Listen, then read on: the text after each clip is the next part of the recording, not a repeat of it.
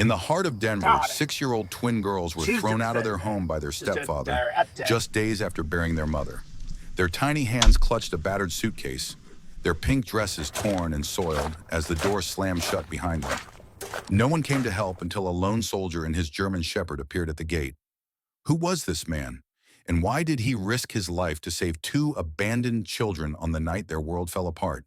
The night in Denver carried the heavy silence of grief, the kind that lingers after a funeral, when the air still smells faintly of flowers wilting on gravestones. The Hale residence, a weathered two-story house at the end of Pinecrest Lane, stood under the dim glow of a flickering porch light. Once the house had been filled with laughter and warmth, with the sweet aroma of fresh bread from the kitchen and the sound of a mother's lullabies drifting into the evening. Now it was a hollow shell where anger, sorrow, and whiskey fumes had replaced comfort. On the front steps, two small figures clung to one another. Ellie and Emma were only 6 years old, identical twins with tangled blonde hair and pale cheeks streaked with tears.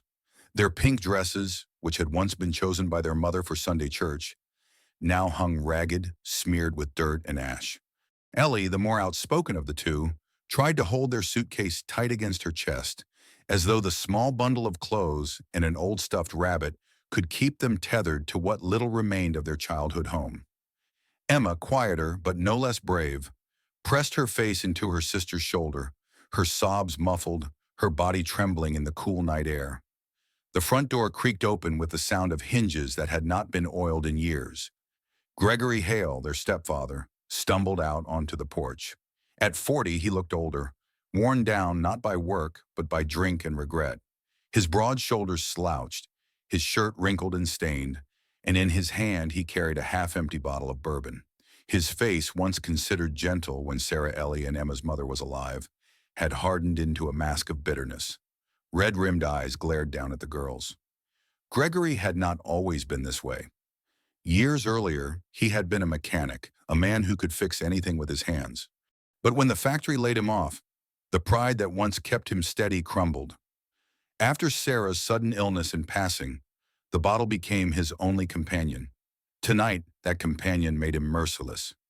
"You're not my children," he slurred, his voice cracking the night like broken glass. "You're nothing but burdens. Get out now." Ellie flinched but held her ground, her tiny fist clenched against the suitcase handle. "Please, Daddy, don't. We'll be good. We'll be quiet. We'll help." Her words were cut short as Gregory shoved the suitcase out of her arms. It burst open on the porch steps, clothes scattering into the yard like discarded petals. A small doll tumbled into the dirt, and Emma let out a cry as if her very soul had fallen with it. Gregory's boots scraped across the wooden boards as he staggered closer, pointing a trembling finger at them. "Your mother is gone, and I won't be dragged down anymore. Out of my sight." Phew. The sharpness in his tone made Emma's knees give way, and she collapsed onto the ground, scraping her palms against the concrete. Ellie dropped beside her, cradling her sister, whispering promises she couldn't keep. The neighbors peered through their curtains from the shadows of their homes. An elderly couple across the street shook their heads in silence. A young mother drew her child back from the window. They saw, but they did not act. The Hale house had long been known as a place where interference was unwelcome, and so silence reigned, heavy and cowardly.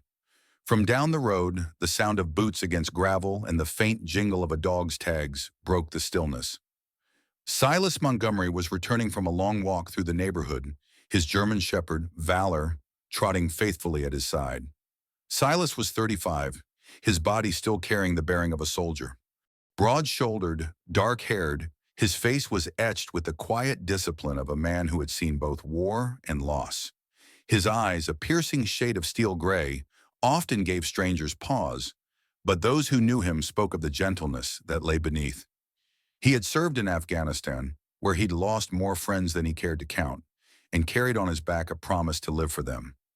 Valor had been with him since those years, a pup born on base, raised among gunfire and dust. Now 5 years old, the dog was large and powerful, his black and tan coat sleek, his amber eyes alert. He walked with a soldier's discipline, but carried the soul of a guardian. When the sharp cry of Emma reached his ears, Valor's head snapped toward the sound. His ears pricked, his growl low and steady. Without waiting for command, he pulled on the leash, dragging Silas's attention toward the house at the end of the lane. Silas saw the scene unfold, the two girls huddled on the steps, the drunken man looming over them, the scattered clothes glowing pale under the porch light. His steps quickened, boots striking the pavement like a drumbeat. Valor surged ahead, barking loud enough to shake the silence from the neighbor's lips.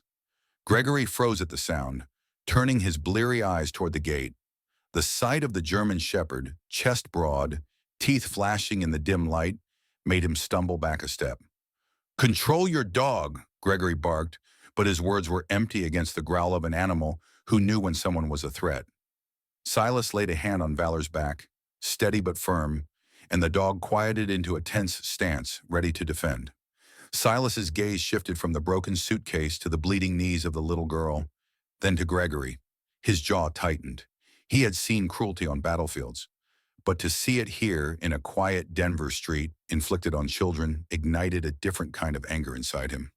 He crouched beside Ellie and Emma, his voice low, steady, carrying the weight of reassurance forged in years of calming terrified soldiers. "You're safe now. I'm here." Ellie looked up, her eyes wide, her voice trembling. Are you going to send us away too?" Silas shook his head once, firmly. "Number I made a promise long ago to your father before he died. I promised if anything happened, I would look after you." Ellie blinked in confusion, but Emma buried her face into Valor's fur, clutching the dog as though she had known him forever.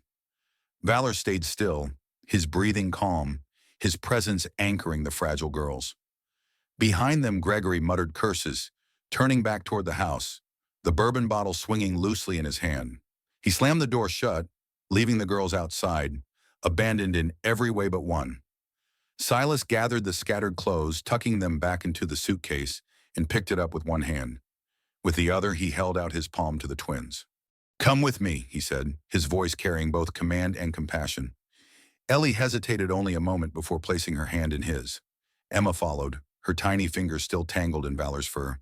Together they stepped away from the Hale house, past the silent neighbors, into a night that suddenly felt less dark. The night air in Denver felt sharper as Silas walked away from the Hale house, each step heavy with the weight of memory. Ellie clung to his hand while Emma kept close to Valor, her small fingers tangled in the dog's thick black and tan fur.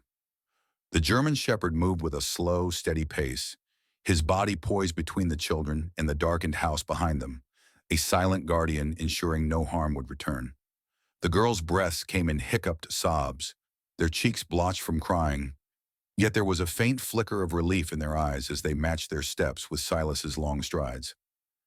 Silas Montgomery was no stranger to carrying burdens.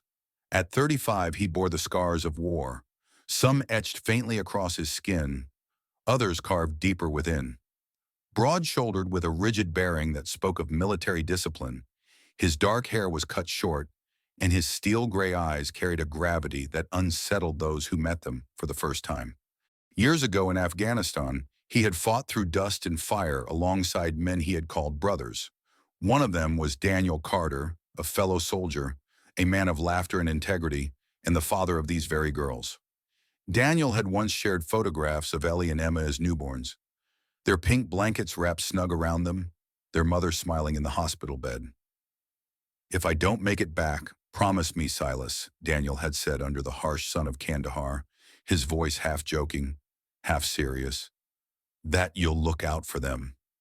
Silas had laughed it off then, swearing they would both survive. But when Daniel never returned from that final patrol, the promise carved itself into Silas's soul like scripture. Tonight, he was living it. They reached the edge of Pinecrest Lane where Silas's old Jeep waited, the paint chipped, the tires thick with dust from rural roads. He lifted the battered suitcase into the back seat and crouched down to eye level with Ellie and Emma.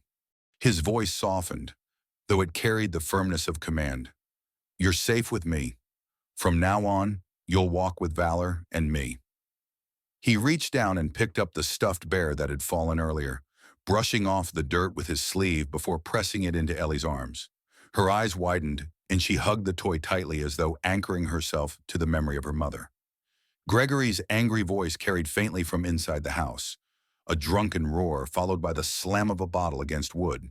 He staggered toward the porch again, shadow looming at the doorway. Before Silas could move, Valor reacted first. The German shepherd's hackles rose, his stance firm, and a low, rolling growl poured from his chest, sharp enough to freeze Gregory in place. The man cursed under his breath, but did not step outside. The dog's amber eyes locked on him like two burning coals, daring him to move closer. Ellie and Emma pressed themselves against Silas's legs, and in that moment, Valor was no longer just a dog in their eyes. He was a shield, living muscle and fur standing between them and the cruelty that had almost swallowed them. "Easy, boy," Silas murmured, laying a hand on Valor's back. The growl subsided into a tense silence, but the dog never broke his gaze until Gregory retreated once more and the door slammed shut. Only then did Valor relax, circling back toward the girls, nudging Emma gently with his nose as if to say, "I've got you." Emma managed a faint smile through her tears and whispered, "He's brave." They climbed into the Jeep, Ellie sitting in the back seat clutching the stuffed bear. Emma pressed close to Valor, who leapt in beside her. Silas started the engine, its rumble filling the empty street. He cast one last look at the Hale house, its windows glowing dimly, shadows shifting inside. He knew this wasn't the end. Men like Gregory, especially when prodded by greedy relatives, rarely let go quietly. But for tonight, he had fulfilled a promise, at least the first part of it. As the Jeep rolled through the sleeping city, the neon glow of late-night diners flickered across the windshield. Silas glanced in the rearview mirror and saw Ellie staring out at the passing lights, her expression caught between fear and wonder, as if the city itself might either swallow her whole or offer her something new. Emma, meanwhile, had fallen into an uneasy doze, her head resting against Valor's flank. The dog sat rigid, alert even in stillness, his ears twitching at every sound. Silas's thoughts drifted back to Afghanistan, the dust storms, the heat, Daniel's voice over the radio, and the day when news of his death reached the base. He remembered gripping the photograph Daniel had carried of his wife and twin girls. Tonight, those faces were no longer just images. They were flesh and blood, fragile yet defiant, seated in his Jeep, trusting him in a way that both warmed and burdened his heart. At a red light downtown, Silas pulled a small notebook from his jacket pocket. Inside were names, addresses, and notes scribbled in Daniel's handwriting. One page bore a single sentence: "If I fall, Silas is family." Silas stared at the words for a long moment, then slid the notebook back into his pocket. His path was clear. Protecting these girls wasn't just duty, it was destiny. As the light turned green, Silas pressed his foot on the accelerator. "From now on," he said aloud though softly, "you're not alone." Valor lifted his head, ears pricking as if affirming the vow. Ellie's eyes met his in the mirror, and for the first time that night, a small flicker of hope replaced her tears.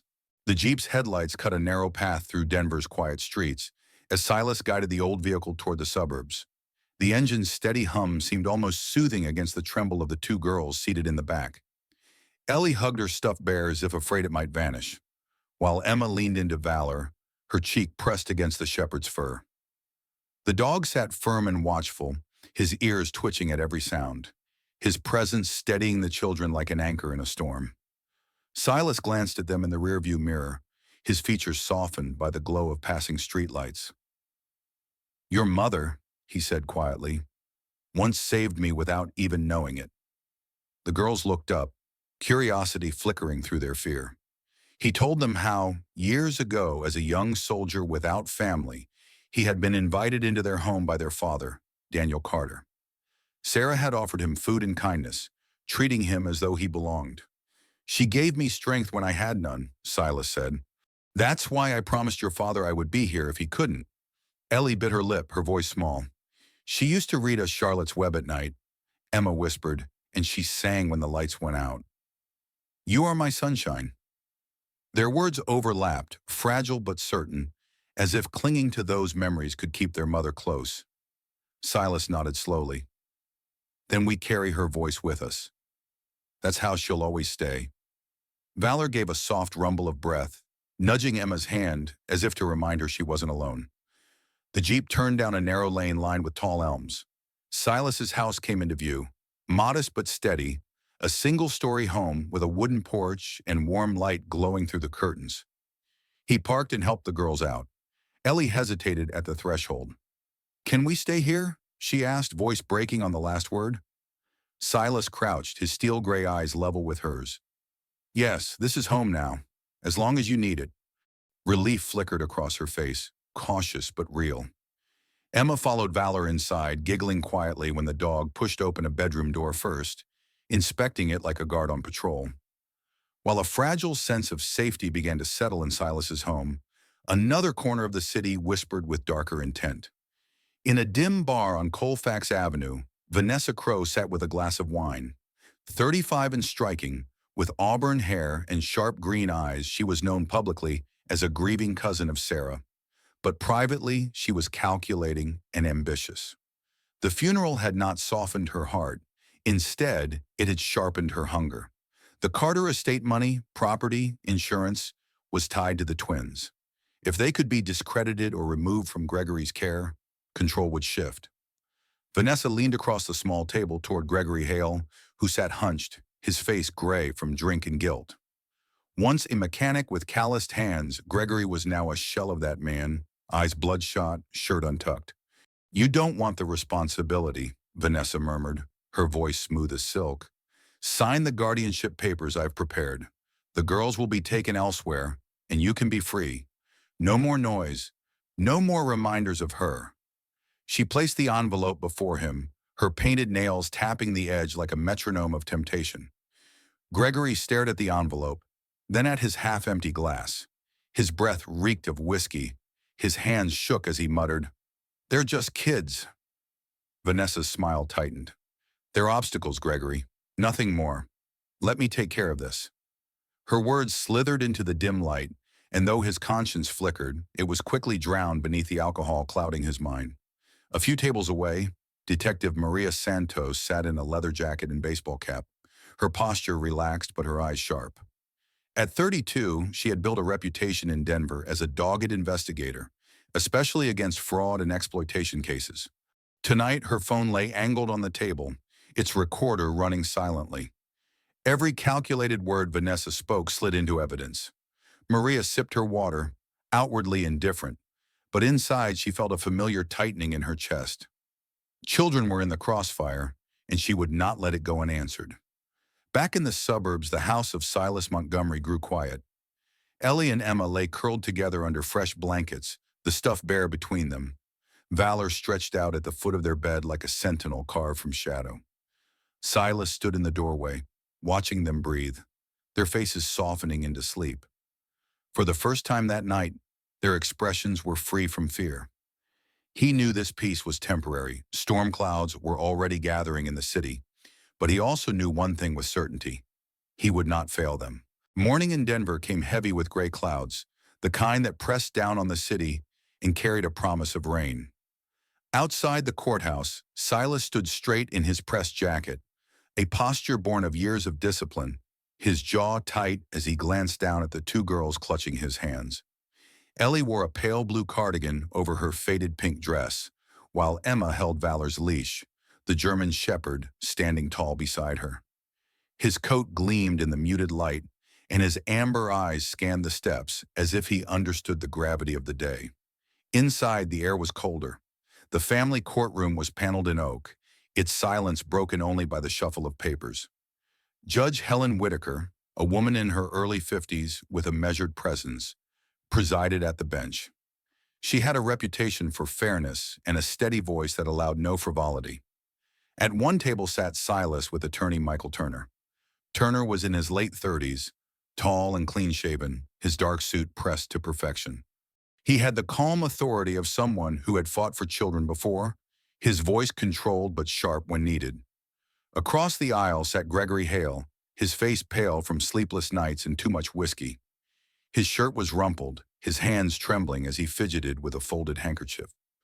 Beside him was Vanessa Crowe, elegant in a dark tailored dress, her auburn hair pulled neatly back, her green eyes darting restlessly. Her mask of grief barely concealed the steel edge of calculation. She whispered instructions into Gregory's ear, though his gaze never rose to meet hers. Silas leaned down to Ellie and Emma, speaking quietly. You just tell the truth. That's all you need to do. Valor shifted closer, brushing against their legs, his warmth grounding them in the intimidating room. The proceedings began. Turner rose, his voice steady as he presented the petition. Your Honor, we request immediate protective custody of the minors, Ellie and Emma Carter. Evidence will show neglect, expulsion from the home, and attempts to manipulate their inheritance. He placed a series of folders and a USB drive on the clerk's desk. When Gregory was asked to respond, his voice cracked. I didn't mean to harm them. I was grieving. I had no money, no way to... His words faltered under the judge's level gaze. Vanessa quickly interjected, her voice smooth. Gregory was unwell, but these children exaggerate. They are too young to understand responsibility. Her words dripped with practiced sympathy, but Maria Santos's recording was already being cued. Detective Maria Santos entered the witness stand, removing her leather jacket, her badge glinting on her belt. Calm and professional, she explained her undercover presence at the bar. The respondent, Vanessa Crow, was recorded instructing Gregory Hale to sign guardianship papers to remove the children from inheritance rights. This was deliberate manipulation, the recording played. Vanessa's own voice filled the chamber. There are obstacles, Gregory. Nothing more. Let me take care of this. Gas echoed among the few observers seated in the gallery. Vanessa's face stiffened, but she quickly forced a smile as though the words were misunderstood.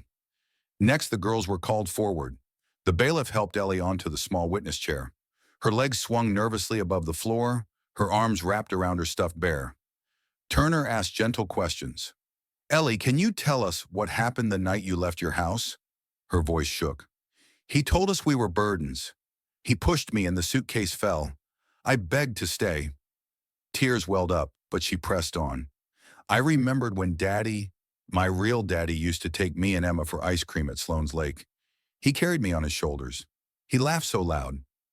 She looked at Gregory then, her voice breaking. Why don't you laugh anymore?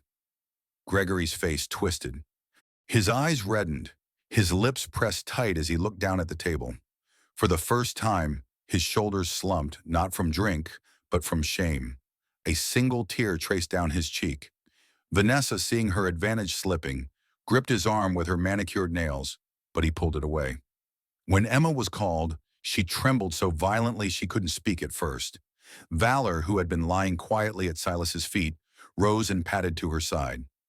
Judge Whitaker allowed it with a nod. The dog pressed against Emma's legs and slowly her breathing steadied. She whispered, We just wanted to stay. I wasn't loud, I was good. But Aunt Vanessa said we'd be gone once the papers were signed. The courtroom fell silent except for the scratching of the clerk's pen.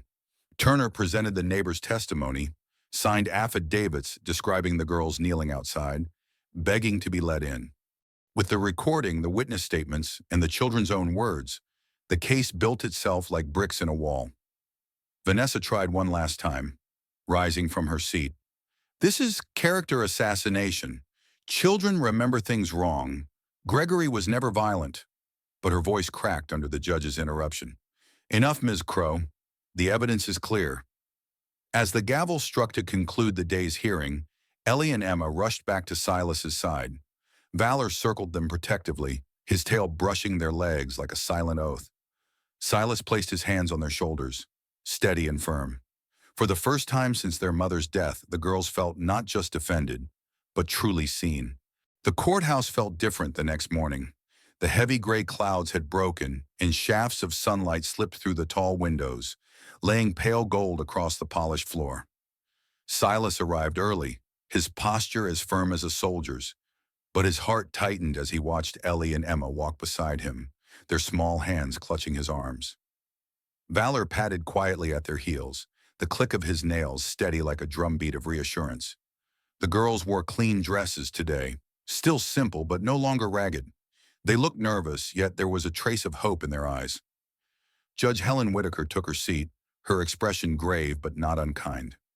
"We are here to deliver judgment," she said, her voice echoing in the chamber. Michael Turner straightened, his file neatly closed before him. Across the aisle, Vanessa Crowe stood rigid, her once composed face taut with defiance. Gregory Hale sat slumped beside her, his shoulders caved inward as if weighed down by years of regret. He looked smaller than he had in weeks past, his eyes bloodshot not from drink but from sleepless remorse. The judge's words fell like stones into water. "Vanessa Crowe, you are found guilty of fraud and attempted misappropriation of inheritance. You are hereby sentenced to serve prison time for your actions." Gasps rippled through the gallery. Vanessa's lips parted as if to protest, but no sound came. Her green eyes darted, seeking Gregory for support, but he only dropped his gaze to the floor. Two bailiffs moved toward her, and she stiffened, her fingers tightening on the edge of the table before finally releasing. Judge Whitaker continued, "Gregory Hale, you have demonstrated neglect and unfitness as a guardian. Effective immediately, your custodial rights are revoked. Supervised visitation may be considered in the future, contingent upon evidence of rehabilitation." Gregory closed his eyes, his face crumpling. A single tear slid down, landing on the back of his trembling hand. Turning her gaze toward Silas, the judge's tone softened. "Temporary guardianship of Ellie and Emma Carter will be entrusted to Silas Montgomery under oversight of the Child Protection Agency. Regular reports will be filed to ensure their welfare." Silas inclined his head respectfully, though emotion welled in his chest.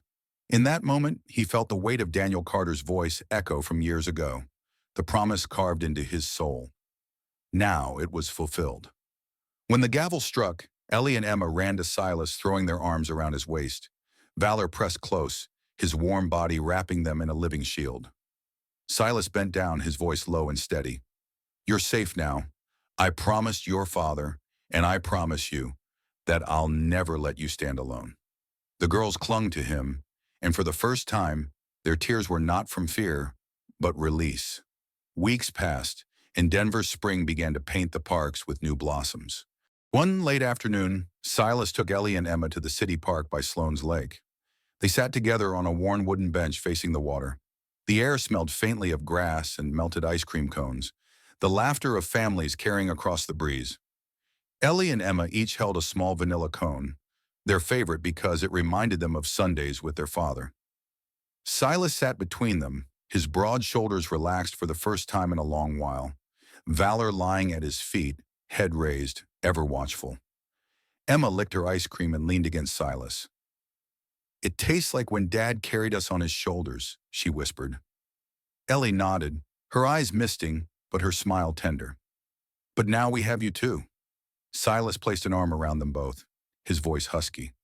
"I'm honored to walk with you, just like he would have wanted." It was then they noticed Gregory approaching slowly from the edge of the path. He looked older, thinner, sober for the first time in months. His shirt was tucked in neatly, though it hung loose on his frame. His hands were empty except for a small silver token he twisted nervously. Valor rose immediately, his muscles tense, but instead of barking, he only stood watchful, placing himself between the children and Gregory, his stance calm but firm. Gregory stopped a few steps away, his voice cracked. I know I failed you. I let the bottle drown me. I don't expect forgiveness. I just needed to see that you're all right." His eyes lingered on the cones in their hands, and for a fleeting moment, a memory seemed to pass over his face. Ellie studied him, then leaned into Silas, whispering softly, "He's not scary anymore." Emma looked at her sister, then back at Silas. Together, they reached for his hands. "You're our family now," Ellie said. Emma added, "That's what we choose." The sun dipped lower, spilling gold across the rippling lake. Silas tightened his grip gently on their small hands. He didn't answer Gregory directly. Some wounds needed time, but in his heart, he knew redemption was possible, even for the broken. For now, what mattered was the warmth of two little girls, a faithful dog at his side, and the quiet truth that a promise kept had become a new beginning. And so, a promise made on a battlefield was kept in a quiet Denver courtroom, and two little girls found safety in the arms of a soldier and the loyalty of a faithful dog. This story reminds us that family is not only defined by blood, but by the courage to protect, the willingness to stay, and the love that endures even after loss. Sometimes the bonds we choose become the ones that heal us the most. Which moment in this story touched you the deepest? Was it the courtroom where truth finally triumphed, or the simple bench at the park where the words, "You are our family," changed everything? Share your thoughts in the comments. I would love to hear what this story means to you. If you believe in the power of promises kept, in the hope of second chances, give this video a like and subscribe to the channel for more stories of faith, love, and redemption.